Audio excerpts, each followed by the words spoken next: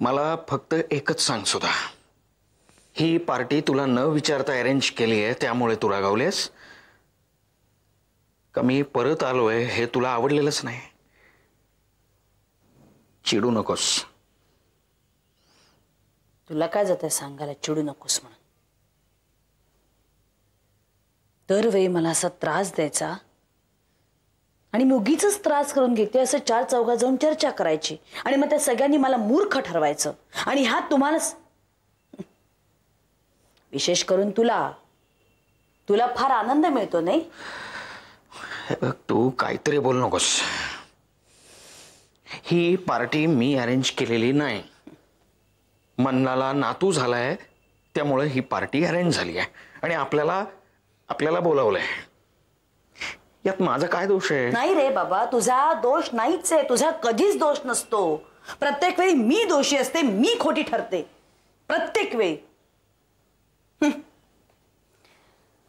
आज मुलींनी तुझं होमकमिंग सेलिब्रेट करण्यासाठी पार्टी अरेंज केली, ते सुद्धा माझ्यापासून लपवून मला न विचारता. त्याला नाव दिलंय फक्त मन्नाच्या नातवाचं. बस.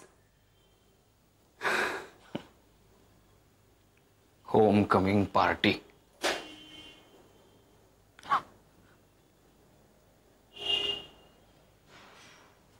मला घरच कुठे आहे सुद्धा?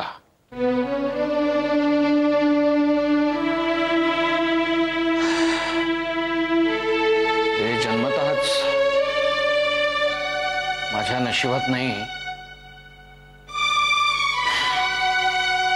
ते घर पण मी हरवून बसलोय.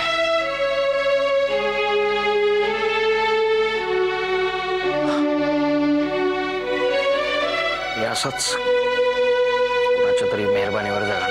हेच मी अनाथ आहे असं अश्वत्थाम्यासारखं जगभर आयुष्यभर मिरवत राहतोस तू. सगळ्यांना इमोशनल ब्लॅकमेल करत राहतोस. प्रत्येक वेळी तू निर्दोष असतोस आणि मी दोषी असते. आजही तेच होणार आहे. सगळ्यांच्या दृष्टीने मीच खोटी ठरणार आहे आणि तू खरा. आज तर काय, जया, मन्ना, माझ्या मुली सगळ्या तुझ्या बरोबर असणार आहेत. मी पार्टीला आले तरी असं होणार आणि नाही आले तरी होणार. तू मात्र सगळ्या पार्टीवर रुबाबात मिरवणार. बघा, आणलं की नाही मी सुधाला गोड गोड बोलून. शरद, घर सोडून निघून गेलास तेव्हा सुद्धा तू निर्दोषच होतास जगाच्या दृष्टीने.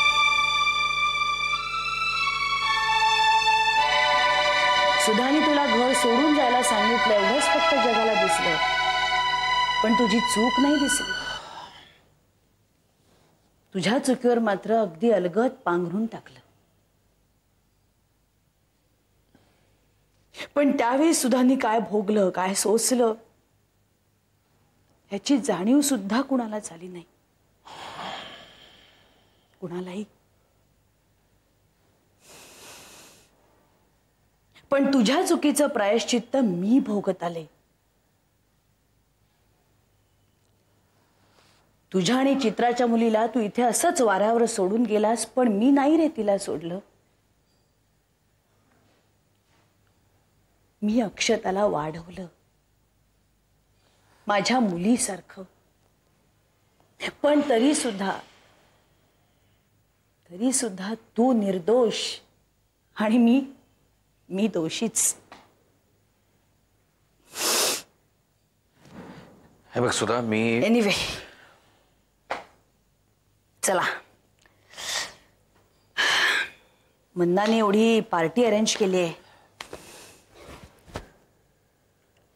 त्याच्या नातवाची, तेव्हा आपल्याला जायला हवं ना. मी आलेच.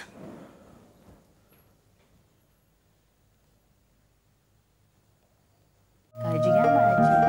सगळे ट्रिपल फुल डोस वगैरे जे डॉक्टर घेऊन दिले असेल ते पण नियमित. हो. कपडे घालून चकचके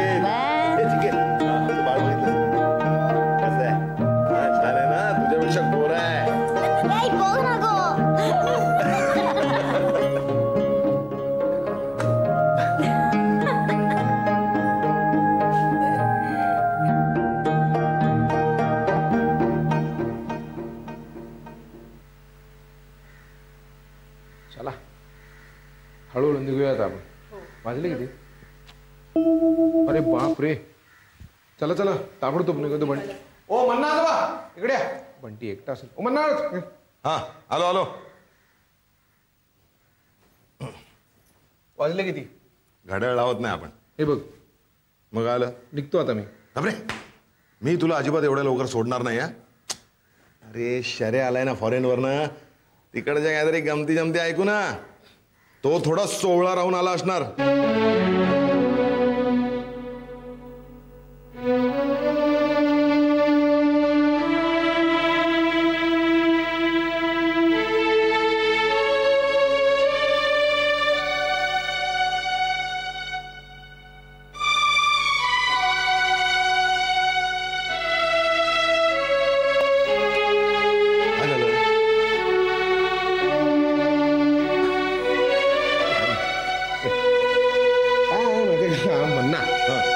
गाडी असते ना गाडी, त्या गाडीला मेंदू नावाचा अवयव नसतो.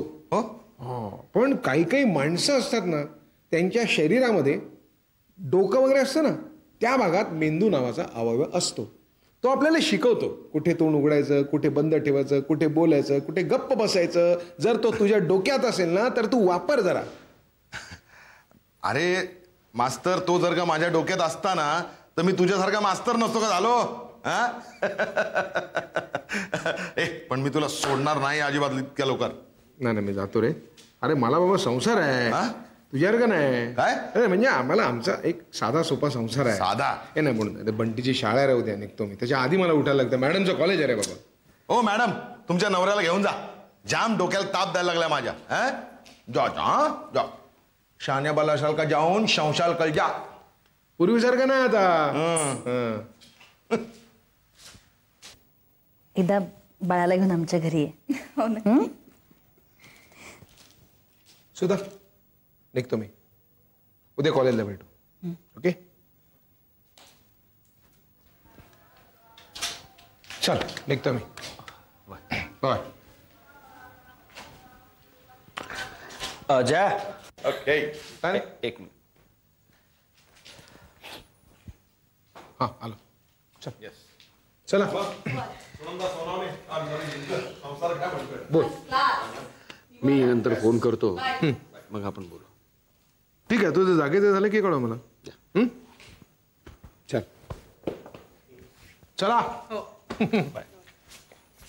चल मन्ना, आता आम्ही पण निघतो. अक्का चल. मास्तरीणबाई, आपण आलात, आम्हाला खूप बरं वाटलेलं आहे. वा छान.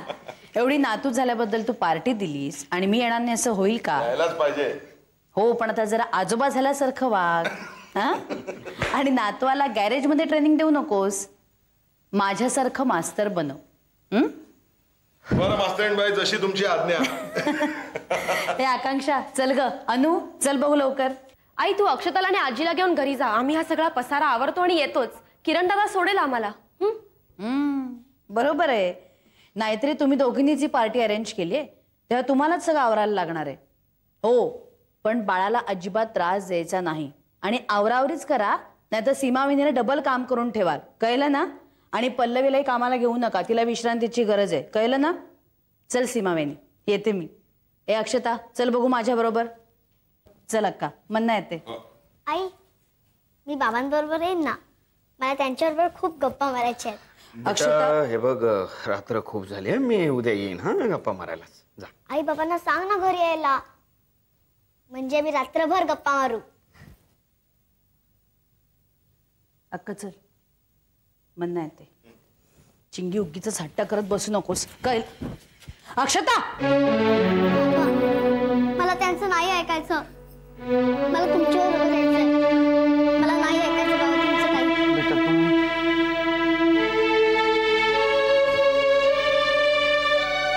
हे बघ बेटा, तिला कोणीही समजवण्याची गरज नाहीये. अक्षता इकडे ये. अक्षता इकडे ये. हे बघ, आज जर का तू माझ्या बरोबर घरी आली नाहीस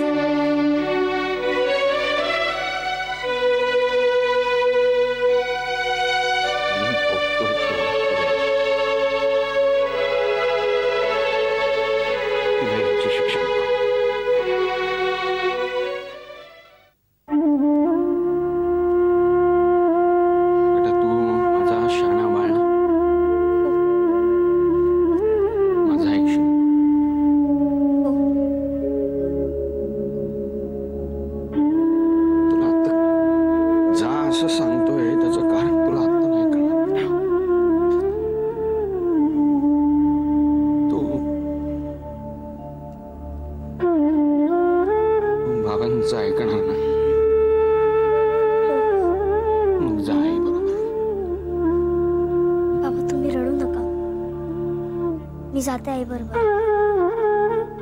मी तुमच्या शहाणा बाळाला. मी जाते आई बरोबर. ऐकेन मी तुमचं.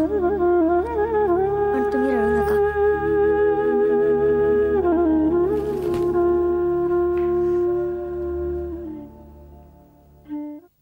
झालं तुझं समाधान?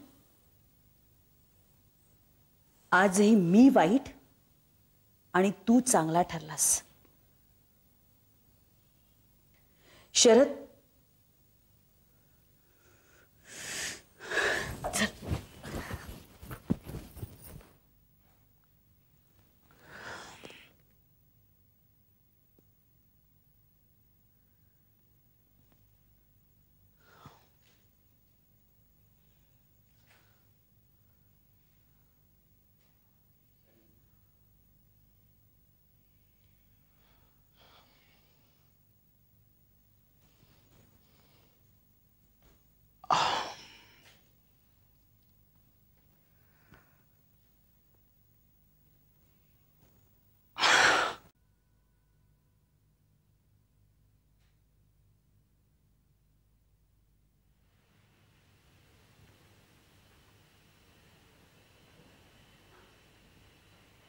काय झालं ताई?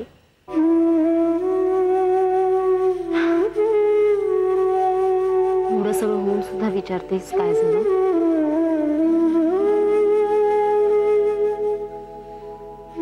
आपण काय करायला गेलो आणि काय झालं? उगाच मन्ना काकाच्या घरी तमाशा. अगं एवढं मनावर का घेतली? अक्षता लहान आहे, हे असे हट्ट ती करणारच.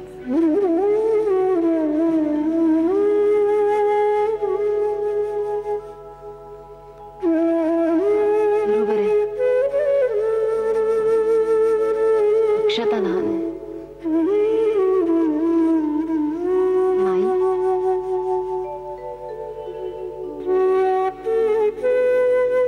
तिचा चेहरा बघायला हवा होता सनू. मला तर भीतीच वाटली.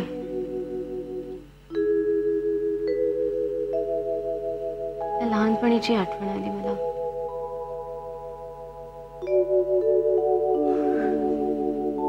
म्हणून जर अक्षता आई बरोबर आली नसती ना,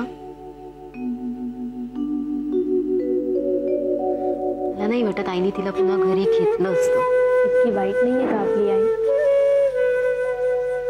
तिचा आपल्यापेक्षा अक्षतावर जास्त प्रेम आहे. तिचा बाबांवर सुद्धा राग आहेच ना.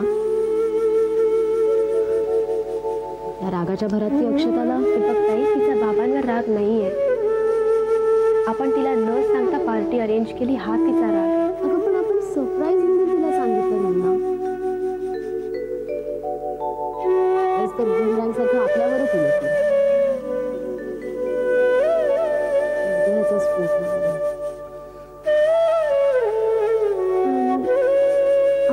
काका, आजी, मन्ना काका सगळ्यांना विचारूनच हे केलं. कोणीही आपल्या बरोबर उभं राहणार नाही.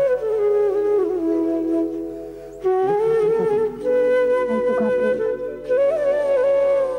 मी सांगेन, मी समजावेन तिला. हे बघ ताई, जर आईच्या बाबांवर राग असताना तर ती पार्टीला आली नसती.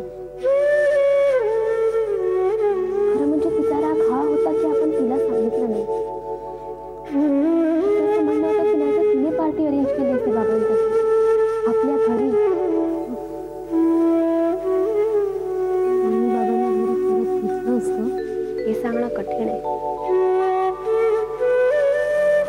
बाबांचं येणं, त्यांनी डॉक्टरेट मिळवणं, आपण पार्टी देणं ही एक गोष्ट आहे. आणि आईने बाबांना परत घरी घेणं ही एक वेगळी गोष्ट आहे. एवढा शहाणपणा कुठे आणि कोणाकडून शिकलीस तू?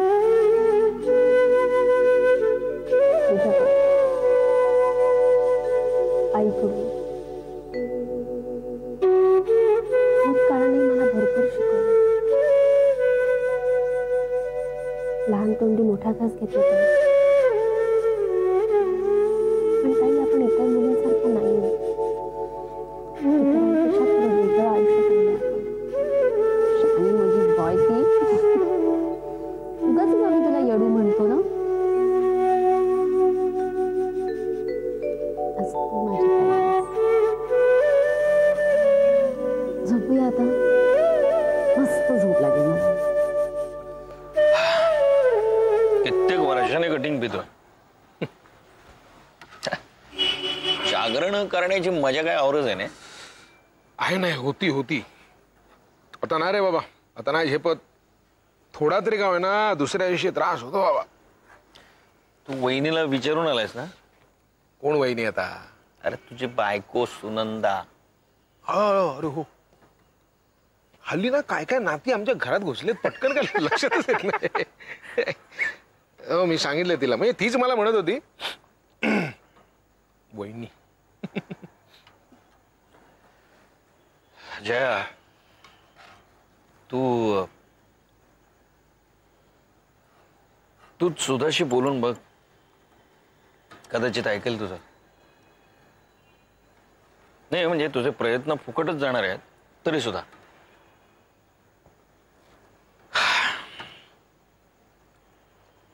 सुधा प्रिन्सिपल होते काय, सरकारच्या शिक्षण समितीचे अध्यक्ष काय होते. नाही जया सुधामध्ये काहीही फरक नाही खरंच. तर मन्नाकडे तमाशा केला तिनं. ती एवढ्याशा चिमुरड्या अक्षताला शिक्षा करायला निघाली होती ती. तुला माहित नसेल तू गेल्यावर. हे बघ काय माहिती का शरद, सुधाला राग आला होता. राग. आणि त्या रागाच्या बरोबर जर काही अक्षताला काय तू म्हणतोस तसं काही बोलली असेल तर मला नाही वाटत तिचं काही चुकलं असेल. तिला का राग येऊ नये मला तू सांग ना. तू भारतामध्ये येणार अख्ख्या जगाला माहिती आहे, फक्त तिला माहित नाही. तिला दुसरीकडनं कळतं. अरे ते सुद्धा त्या तुमच्या त्या कुठल्या शिक्षण समितीच्या मिटिंगला दरवाजा काय उघडतो, तू तिकडे येतोस काय खांबातनं नरसिंह प्रकट होता. राग नाही येणार? अरे मला खरंच माहित नव्हतं. काय माहित नाही म्हणून सांगतो. खरंच माहित नव्हतं जया मला. अरे ते शिक्षण मंत्री काय नाव थोरात तेही मला काही बोलले नाहीत. मी तिला समोर बघून सटपटलो रे. आणि माझ्या तिथं असण्यामुळे तिनं जवळजवळ मीटिंग गुंडाळीच होती. ती समितीचे अध्यक्ष आणि मी वर कन्सल्टिंगवर. झालं ना. शक्तीवाले तुरेवाले सुरू झाले. कुठला तरी विषय कुठेतरी नेऊ नकोस तू शरद. आणि तू काय सांगतोस तुला माहित नव्हतं ती तिथे आहे. ते नसेल माहिती पण तू भारतात येणारे तरी माहिती होतं तुला. तू भारतात येणारे माहिती होतं ना. ते तिला सांगायला काय हरकत आहे. ते जर तू तिला पहिल्यांदा सांगितलं असतंस ना तर हे कदाचित झालं नसतं. तुला माहिती आहे गेल्या काही वर्षामध्ये सुद्धा खूप बदलली. तिच्यामध्ये फरक झालाय पॉझिटिव्ह. तेव्हा तर यापुढे ना तुला नीट वागायला पाहिजे. तुला सांभाळून वागायला पाहिजे. नसते टँट्रम्स करू नकोस. वाटेल त्या गोष्टीवर तू ठीक आहे काढू नकोस. ठीक आहे. त्यावेळेला तुझी चूक होती एवढं लक्षात ठेवणे. आता नीट वाग. जुन्या खपल्या काढत बसू नकोस. बरे संत जया महाराज आता मी शहाण्या मुलासारखा वागेन बस. प्रॉब्लेम तो नाही आहे जया. प्रॉब्लेम मुलींचा आहे. मी इतक्या जवळ असताना देखील त्यांना भेटू शकेन का मी.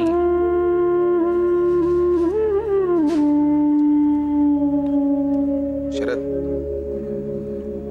प्रत्येक गोष्टीला एक वेळ यायला आणि त्यासाठी काही काळ जायला लागतो. तू तुझ्या मुलींना भेटू शकशील निश्चित. जरा वाट बघ.